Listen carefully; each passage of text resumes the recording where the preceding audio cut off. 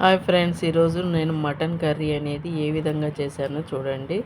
ఈరోజు కొంచెం డిఫరెంట్గా చేశాను, కానీ సూపర్ టేస్ట్ ఉండింది. ముందుగా మటన్ శుభ్రం చేసుకొని అందులో అల్లం వెల్లుల్లి పేస్ట్, ఇది నేను ఇంట్లోనే చేసుకున్నాను కాబట్టి ఆ ఎల్లో ఇసుక, ఎందుకంటే పసుపు ఉప్పు వేసి ముందుగానే పెట్టేస్తాను, అందుకని అలా వచ్చింది.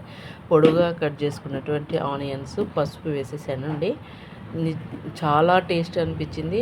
నేను మీకు కూడా చూపిద్దామనేసి వీడియో అయితే తీశాను. కారం వేసానండి. కారం అనేది నీసులో కొంచెం ఎక్కువగానే ఉంటేనే టేస్ట్ అనిపిస్తుందండి. చాలా చప్పగా ఉండదంటే మనం నాన్ వెజ్ తిని కూడా వేస్ట్ అనిపిస్తుంది. టమాటాస్ వేసేసి ఆయిల్ వేసేసాను, ఒక 4 టేబుల్ స్పూన్స్ ఆయిల్స్, ఒక 3 తెల్లగడ్డ అయితే వేసాను. తర్వాత ధనియాల పొడి, మటన్ మసాలా అయితే వేసేసి మంచిగా కలిపేసుకుంటున్నానండి. మనం మంచిగా కలిపితే మటన్ కర్రీ అనేది అంత టేస్ట్గా వస్తుంది. ఇంకా నేను ఈ దీంట్లో వచ్చేసి చూడండి, బాగా మా ముక్కలకి ఆ మసాజ్ చేసినట్లు ఏమంటారు, ఆ మసాలా మొత్తం బాగా ముక్కలకు పట్టాలండి.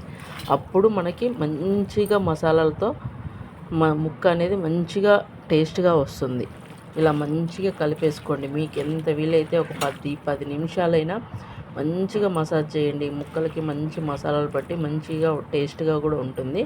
నేనైతే మట్టి పాత్ర పెట్టేశాను. దీంట్లో మటన్ చేస్తే చాలా టేస్ట్గా ఉంటుంది కదా, అందుకని కలిపి పెట్టిన దాన్ని కొద్దిగా కింద ఆయిల్ వేసేసి ఇలా మటన్ని వేసేసాను. అంత ఈవెన్గా స్ప్రెడ్ చేసుకునేసి దాంట్లో నేను కలిపి పెట్టిన దాంట్లో కొంచెం వాటర్ వేసి యాడ్ చేసేసి ఇంకా దాంట్లో వేసేసానండి. ఏంటంటే ఇందాక మనం మసాలాలలో కలిపినాం కదా ఒక పాత్రలో, దాంట్లోనే కొద్దిగా వాటర్ వేసేసి దీంట్లో వేసేసాను. ఇది వేసేసి మనం మంట అనేది మంచిగా మీడియం ఫ్లేమ్లో పెట్టుకొని ఒక 20-30 మినిట్స్ అయినా పర్వాలేదండి, సిమ్లో అదే మీడియం ఫ్లేమ్లో పెట్టుకొని ఉడికించుకుంటే కర్రీ అనేది సూపర్ టేస్ట్ ఉంటుంది. నేను ఎట్లా విజిల్స్ అసలు ఏం పెట్టకుండా ఇలానే మట్టి పాత్రలో ఉడికిస్తున్నాను. కర్రీ అయితే చాలా టేస్ట్గా ఉంది. ఒకసారి మీరు కూడా ట్రై చేయండి. ఇంకా మటన్ చూడండి ఎంత బాగా ఉడుకుతుంది. మూత తీయంగానే గుమగుమలాడిపోతుంది కదా. ఈ మటన్ ఇలా రెడీ అయిపోతుండగానే మనం చికెన్ అయితే రెడీ చేసుకుంటామంటే, ఈ మటన్ నాకు అంతగా ఇష్టం ఉండదు, మా హస్బెండ్కి మటను, నాకు వచ్చేసి చికెన్ కర్రీ అండి. ఇంకా పాత్ర పెట్టేసినామా, దాంట్లో ఆయిల్ వేసుకొనేసి మంచిగా,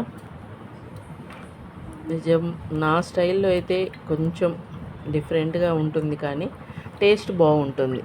ముందుగా ఆయిల్ వేసుకునేద్దాం. మంచిగా ఆయిల్ వేటెక్కాక చిన్నగా పొడవుగా కట్ చేసుకున్నటువంటి చిన్నని ఆనియన్స్ మంచిగా పొడవుగా ఉంటే తొందరగా వేగిపోతాయి.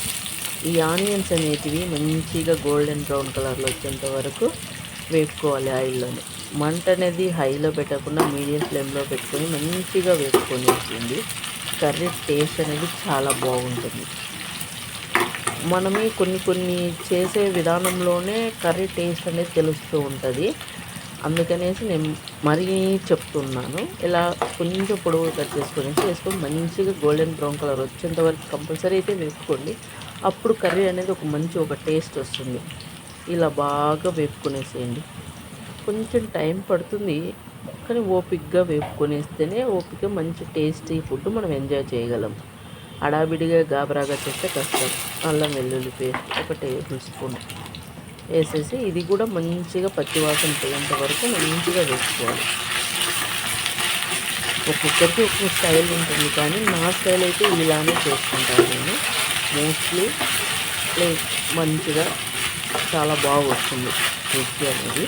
ఒకసారి మీరు కూడా ఇట్లా కొత్తగా ట్రై చేయండి, నా విధానంలో కూడా బాగుంటుంది. ఏదో పచ్చివాసన పోయిన తర్వాత టమాటాస్ అయితే యాడ్ చేసుకుంటున్నాను. 1 కేజీ చికెన్కి ఒక చిన్న మీడియం సైజు 4 టమాటాలు వేస్తున్నాను. నేను పెద్ద వేయలేదండి, మీడియం సైజు వేస్తున్నాను. దాంట్లో తగినంత పసుపు, తర్వాత తగినంత ఉప్పు వేసుకొని, గల్లుప్పు అయినా సాల్ట్, గల్లుప్పు వేసుకుంటే బాగానే ఉంటుంది కర్రీ. సాల్ట్ వేసేసాను. బాగా ఇది వేసేసి టమాటా అనేది బాగా మెత్తబడిపోయేంత వరకు కొంచెం వేపుకొనేసాను. ఇంతకీ మీ సండే ఏం చేశారండి మీ ఇంట్లో? కామెంట్ సెక్షన్లో కామెంట్ చేయండి. చూడండి, చాలా ముందుగా నేను చికెన్ని కడిగి ఉప్పు నీళ్ళలో నానబెడతాను. అప్పుడు చికెన్ అనేది మంచి సాఫ్ట్గా అయిపోతుంది. తర్వాత ఇంకా చికెన్ని దీంట్లో వేసేస్తున్నాను. వేసేసి మంచిగా ఒకసారి బాగా కలిపేసుకొని వదిలేయాలి. మంచిగా స్లోగా టర్న్ చేసుకుంటూ మంచిగా కలిపేసుకోండి. అంతా కింద ఉన్న అల్లం వెల్లుల్లి పేస్ట్ మసాలా అంతా కొంచెం చికెన్కి పట్టే విధంగా బాగా కలుపుకోవాలి. అది మంచిగా కలిపేసి ఒక 2-3 మినిట్స్ వదిలేసినామంటే చికెన్లో వాటర్ వచ్చేసి మంచిగా చికెన్ అనేది ఒక 20% ఉడుకుతుంది. మటన్ అయితే రెడీ అయిపోయింది. ఆ పక్క ఆపేసినాను. చూడండి ఎంత బాగుందో. ఇంకా ఈ చికెన్ కూడా మంచిగా ఉడుకుపట్టింది, అదే ఉడుకుతూ ఉంది. దాంట్లో కొంచెం కరివేపాకు, 2 పచ్చిమిర్చి వేసేసాను. వేసేసిన తర్వాత ఒక్కసారి టర్న్ చేసేసుకున్నాను. మీకు చాలామందికి తెలియదేమో, కరివేపాకు వేయడం వల్ల కూడా చికెన్ కర్రీ అనేది చాలా టేస్ట్గా ఉంటుందండి. మంచి స్మెల్ కూడా వస్తుంది. కరివేపాకు మంచిగా బాగుంటుంది. ఒకసారి ట్రై చేయండి మీరు కూడా, కరివేపాకు వేసేసి. చెప్తున్నా, చాలా బాగుంటుంది.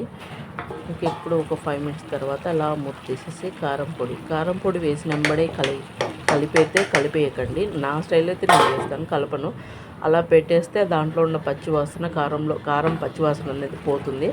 ఆ తర్వాత మూత తీసి మంచిగా చికెన్ని కింద నుంచి పైకి టర్న్ చేసుకుంటూ మంచి నిదానంగా కలుపుకోండి. ముక్క అనేది ఎట్లా పడితే అట్లా పెడితే ముక్క అనేది ఇది అయిపోతుంది. పీసెస్ చిన్న చిన్న పీసెస్ అయ్యి చిరిగిపోతుంది. ఇలా చిన్నగా కలుపుకోండి. ఇలా కొద్దిసేపు కలిపేసిన తర్వాత మీకు వాటర్ కావాలంటే వాటర్ యాడ్ చేసుకోవచ్చు. కొంచెం మనము గ్రేవీలాగా థిక్గా కాకుండా కొంచెం బాగుండాలంటే ఒక గ్లాస్ వాటర్ వేసుకోండి. లేదంటే ఆ చికెన్లో ఉన్నటువంటి వాటర్తోనే చికెన్ కర్రీ అనేది చాలా బాగుంటుంది. మా పిల్లలకి ఇలా కొంచెం గ్రేవీగా, కొంచెం పులుసులాగా ఉంటే బాగుంటుంది అనేసి నేను వాటర్ అయితే యాడ్ చేస్తున్నానండి. ఇలా చేసుకున్నామనుకో మార్నింగ్, ఆఫ్టర్నూన్ వచ్చేసి రైస్లో తినవచ్చు. ఈవినింగ్కి ఏదో పరోటానో చపాతీ చేసుకునేసి మంచిగా తినేయచ్చు. అందుకనేసి నేను ఈ విధంగా అయితే చేస్తున్నాను ఈరోజు. మంచిగా చికెన్ కూడా మంచిగా ఉడికిపోతుంది. దాంట్లోనే ఎండు కొబ్బరి పొడి అండి. చికెన్ ఉడికిపోయింది అన్న తర్వాతనే ఎండు కొబ్బరి పొడి వేయండి. ఎండు కొబ్బరి పొడి ముందుగానే వేస్తే చికెన్ అనేది తొందరగా ఉడకదు. తర్వాత కొంచెం చికెన్ మసాలా వేసేసి మంచిగా కలిపేసుకోవాలి. ఒకసారి 2 సార్లు అలా చిన్నగా టర్న్ చేసుకునిస్తే మనకి ఆల్మోస్ట్ చికెన్ కర్రీ అనేది రెడీ అయిపోతుంది. మంచిగా కొత్తిమీర వేసేసి బాగా ఒకసారి టర్న్ చేసుకునేసి మూత పెట్టేసుకొని 5 మినిట్స్ వదిలేసినామంటే మనకి చికెన్ కర్రీ అనేది రెడీ అయిపోతుంది. నేను చేసిన విధానం మీకు ఏ విధంగా అనిపించిందో ఒకసారి కామెంట్ సెక్షన్లో కామెంట్ చేయండి. చాలా వీడియోస్ చేస్తున్నాను కదా, నా వీడియోస్ ఏమైనా తప్పు ఉంటే కానీ, నేను చేసే విధానం ఏమైనా తప్పుగా మిస్టేక్గా అనిపిస్తే ఒకసారి కామెంట్ సెక్షన్లో కామెంట్ చేయండి. నేను కూడా వాటిని మార్చుకుంటాను. ప్లీజ్ దయచేసి నా ఛానల్ని సబ్స్క్రైబ్ చేసుకొని నా వీడియోలను చూసి ఆనందించవలసిందిగా కోరుతున్నాను. నా వీడియో నచ్చితే లైక్ చేసి, షేర్ చేసి, సబ్స్క్రైబ్ చేసుకోండి. ఇలాంటి మరిన్ని వీడియోలతో మీ ముందు ఉంటాను. Bye bye.